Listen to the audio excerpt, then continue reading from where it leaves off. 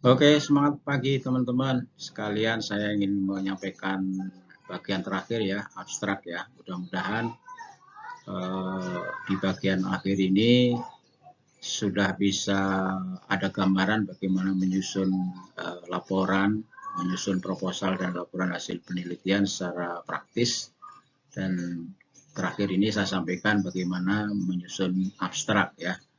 Mudah-mudahan dari apa yang saya sampaikan bisa bermanfaat bagi teman-teman semua. Jangan lupa subscribe-nya ya. Kemudian ya, abstrak itu adalah merupakan ringkasan dari keseluruhan apa yang sudah kita tulis dari hasil penelitian ya.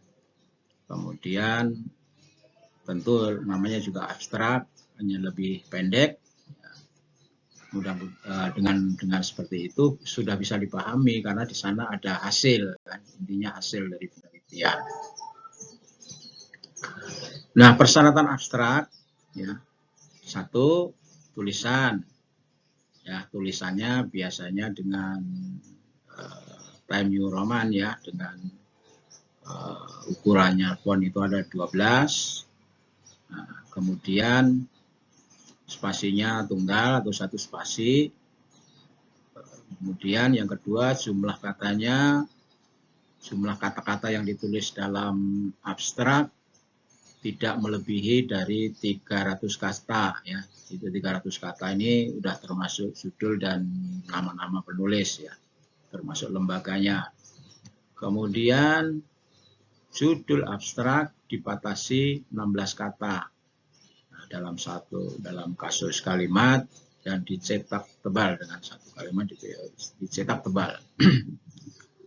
Kemudian letaknya adalah halaman sebelum pendahuluan ya. Jadi sebelum pendahuluan sudah ada abstrak, dan biasanya orang-orang, apalagi orang sibuk, tidak membaca lebih jauh isi ke bawah, ke dalam maksudnya, tapi cukup membaca abstrak.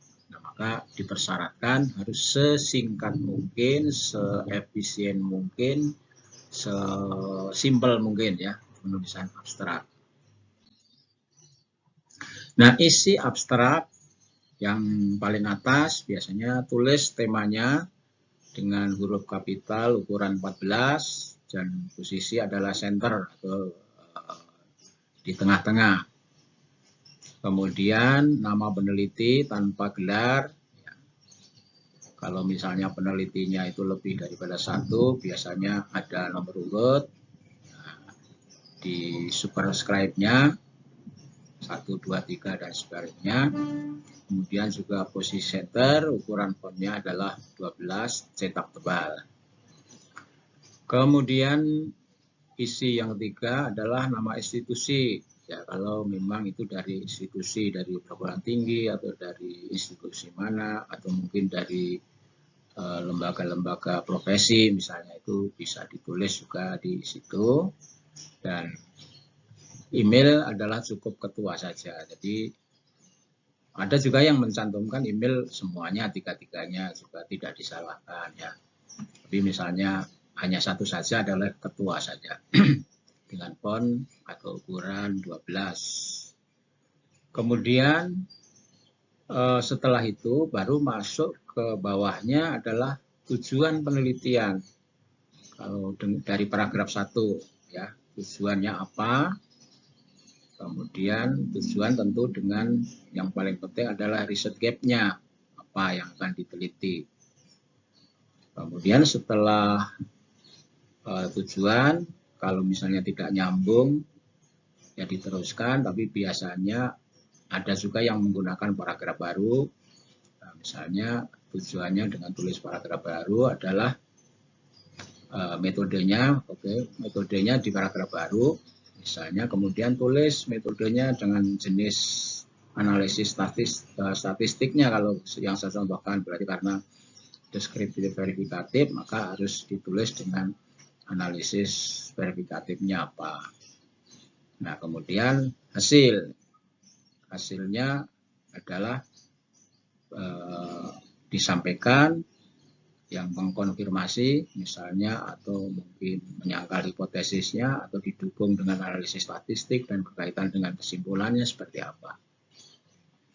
Kemudian kata kunci setelah menulis itu tadi sampai dengan hasil, pada ganti alinea ke bawah lagi, itu biasanya ditulis kata kunci, dan kata kunci itu tidak banyak juga, hanya antara 3 sampai 6 kata dan dicetak miring biasanya ya, dicetak miring. Nah, ini contoh seperti ini, misalnya ini contoh saja ya. Jadi membuat abstrak cukup simpel, tidak banyak, tapi sudah bisa mewakili isi dari semua laporan hasil karya ilmiah.